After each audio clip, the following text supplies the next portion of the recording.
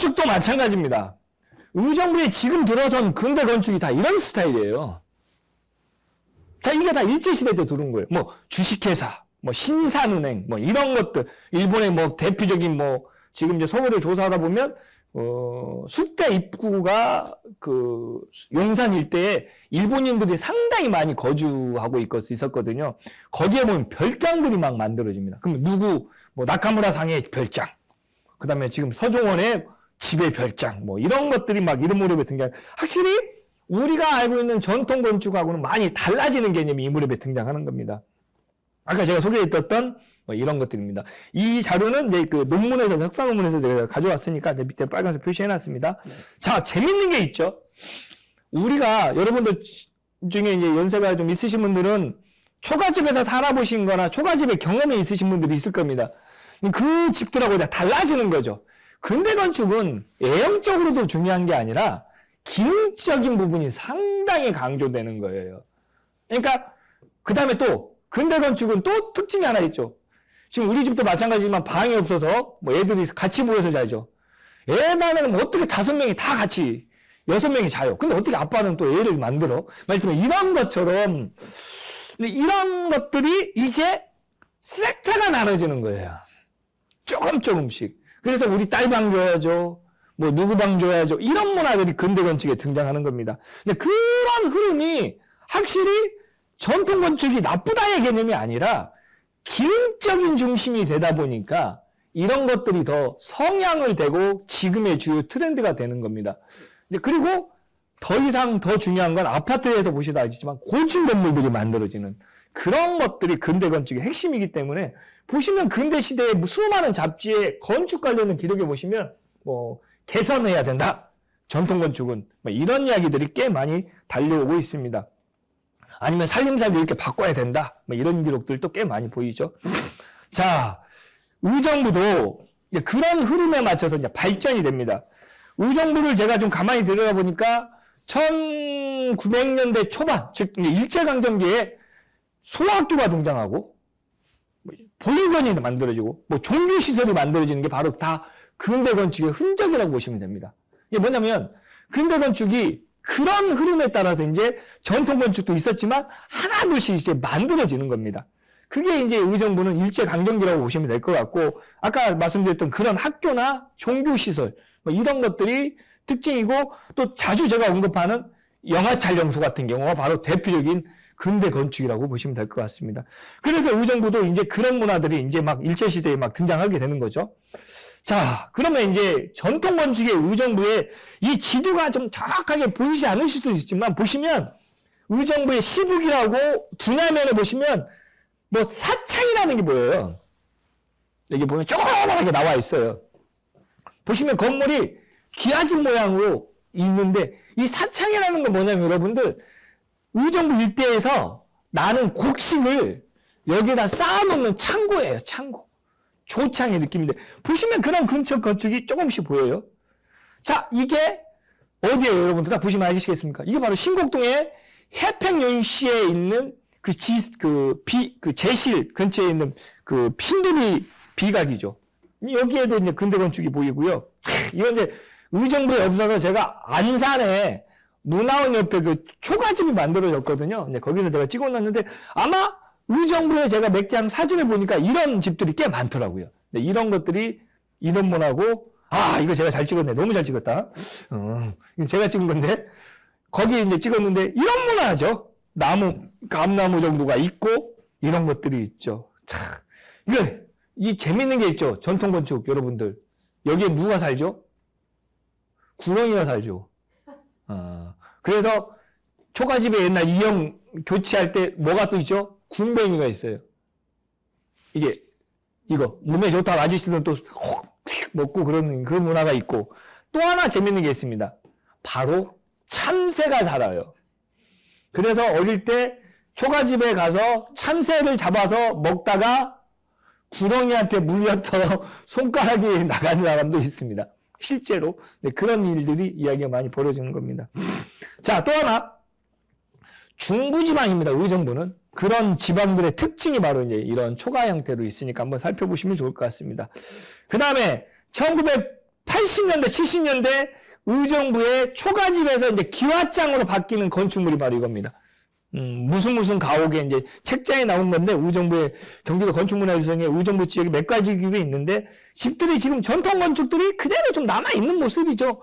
지붕만 좀 바뀌었을 뿐이죠. 자, 또 하나 흔적. 이런 것들이 다 의정부의 전통 건축입니다. 자, 좀 이제 근대 건축하고 좀 전통 건축이 좀 뭔가 좀 차이가 있는 거 보이시죠? 자, 어찌됐든 핵심은 전통 건축이 없어지고, 아까 제가 보여드렸던 이제 새로운 건축물들이 이제 막 들어서는 시대에 대한 이야기를 좀 말씀드리겠습니다. 아까 말한 것처럼 의정부는 1세대 건축가들이 이런 활동을 했는데, 그분들이 주로 했던 일들은 뭐냐면 1960년대에 왜 국가에서 그런 분들한테 면허 건축사 자격증을 줬겠냐고요. 왜 그럴까요? 건축은요, 그냥 주는 게 아니겠죠. 그 시대가 그게 필요했기 때문에 그런 거예요. 지역을 바라볼 때, 역사 문화를 바라볼 때 핵심은 뭐냐?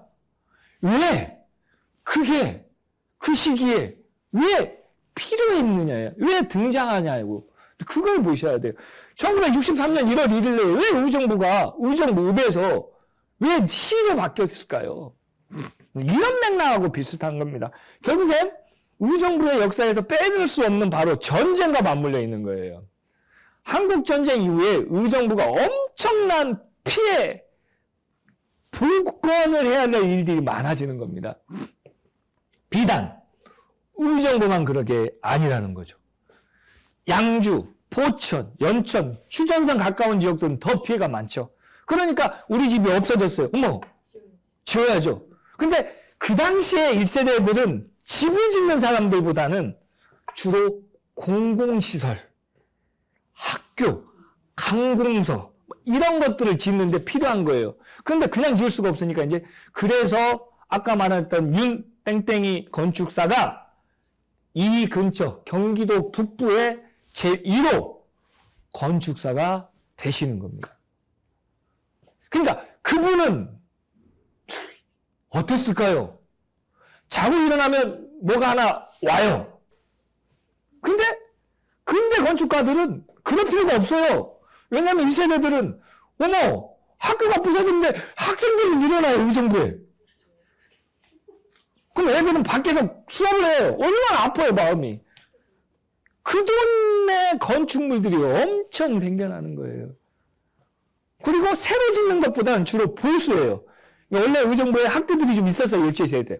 근대 건축들이. 근데 한 곳으로 날아갔는데 교장 선생님실이 없어. 그럼 어떻게 만들어줘야죠. 근데 이런 것들이 엄청 만들어집니다. 그래서 근대 건축가들이 1세대들은 제가 봤을 때는 막 돈을 그렇게 모으실 수도 있겠어? 이때 살았어야 돼요, 여러분들. 그때 내가 돈 많았으면, 강남에다 땅을 사놨으면, 자, 이게 나중에 좀 표시를 좀 해주시면 좋겠는데, 이게 이제 1세대 건축가들이 이력 자격증, 등록증 건축가들이 만들어지는 거죠. 그 다음에 이제 아까 말했던 이분들이 다녔던 학교들이 바로 일제시대 이런 학교들입니다. 직업 전문 학교들. 자, 근대 건축가 아까 말했던 윤문혁 어르신을 말씀을 드렸는데, 그분이 경성 직업학교를 졸업하셨는데, 그분은 이제 그 무렵에는 1급, 2급 자격증을 나눠주는데 1급을 취득하셨습니다. 1급을 면을 취득하니까 난리가 났죠. 막 여기저기서 만들어지고. 근데 이 건축판 이야기는 여러분들도 더 잘 아시겠지만 그 비하인드 스토리가 또 많은데 차마 여기에서는 막 다 설명해 줄 수가 없어서 그 부분이 좀 안타깝긴 한데 건축을 좀 이해하시는 분들은 계시겠지만 이 건축이라는 게 우리가 흔히 말하는 이게 팀장이 있잖아요. 이렇게 팀장이 한 명이 있고 또 밑에 하청 이 구조가 상당히 복잡해요. 그리고 막노동 하시는 분들도 있고 이런 구조가 복잡한데 상당히 그 당시에는 지금에 비해서 막 그런 문화들이 많았던 거죠. 예를 들면 우리가 흔히 말하는 선술집에 가서도 술 한잔 먹고 돈 주고 이런 문화들이 꽤 많았는데 제가 다 이거 의정부 문화원에서 다 이야기는 할 수 없고 자세한 이야기는 한번 가서 한번 여쭤보셔도 좋을 것 같은데 어찌됐든 이런 이야기가 1963년 시로 되면서 막 본격적으로 발전이 되는 겁니다. 자, 이 1세대들의 역할은 아까 말했던 그런 것도 그런 거지만 여기에서 제가 또 주목해야 되는 건 이분들이 활동하는 바운드리가 의정부뿐만이 아니라는 겁니다. 이분들이 주로 활동했던 지역들은 지금 뭐 경기도 고양시가 엄청 커졌죠. 죄송하지만 그 건축물들 짓는 과정에서 의정부의 1세대 건축가들이 엄청난 많은 활동을 했습니다. 뭐 제가 설명이 좀 부족했지만 1세대 건축가들 아까 말한 윤문혁 선생님만 계셨던 게 아니라 여러 선생님들이 많이 활동을 하셨습니다.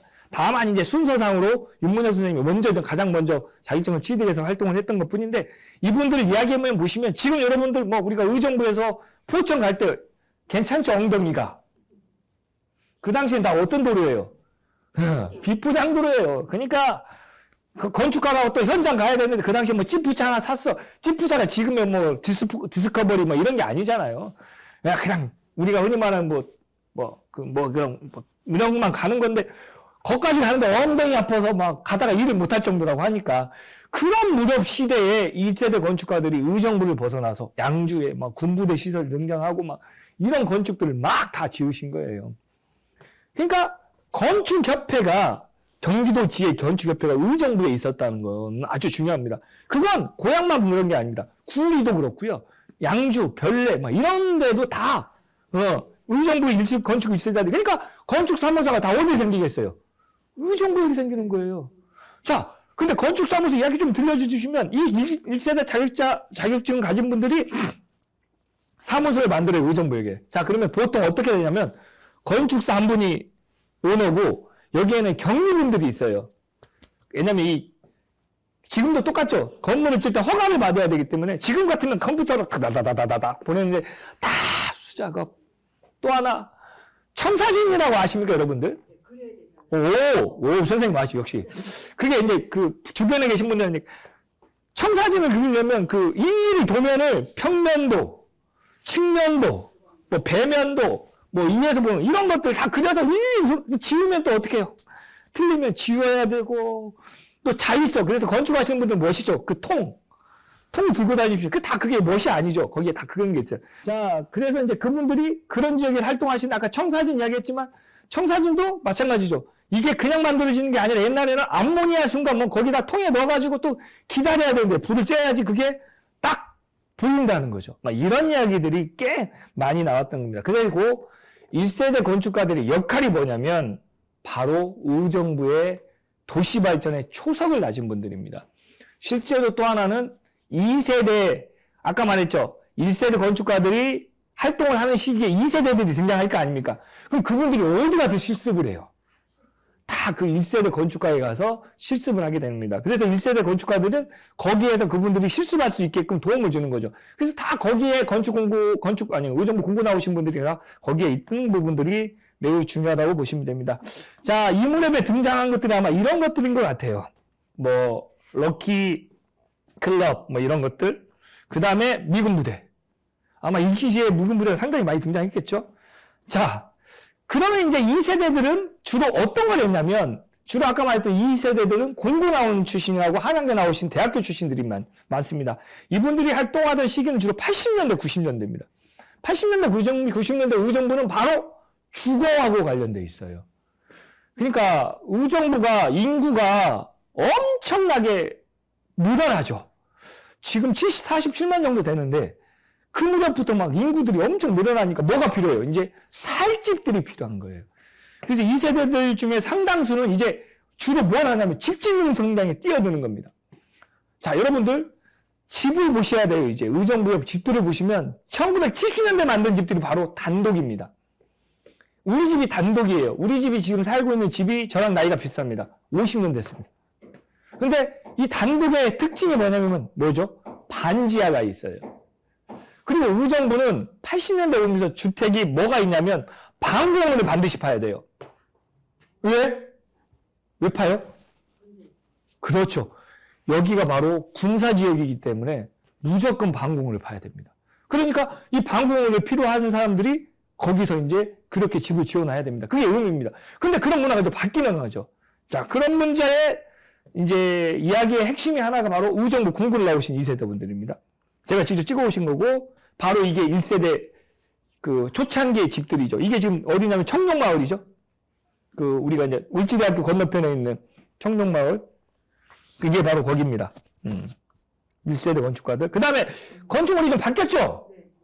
2층, 약간 좀 느낌이 위층에 옥상 느낌이 등장해요. 이게 이제 제가 많이 흔히 말하는 이제 2층 건물이고, 자, 이게 이제 저는 의정부 지역에서 상당히 좀 주목해서 봐야 될 집이라고 보시는데 상당히 특이해요.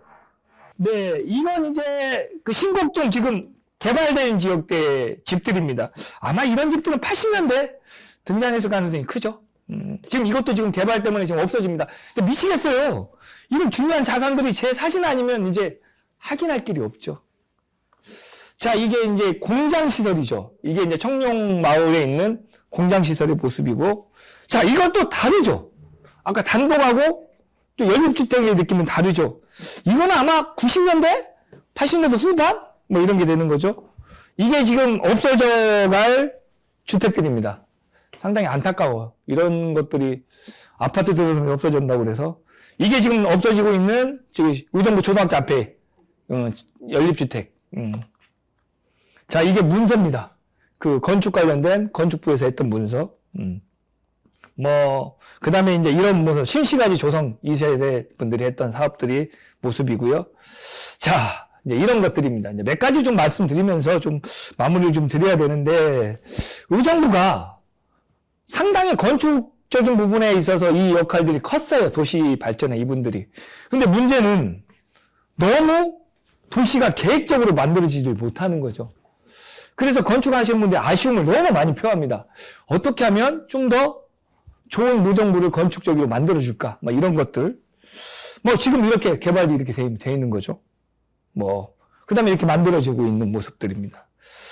이렇게, 이렇게들.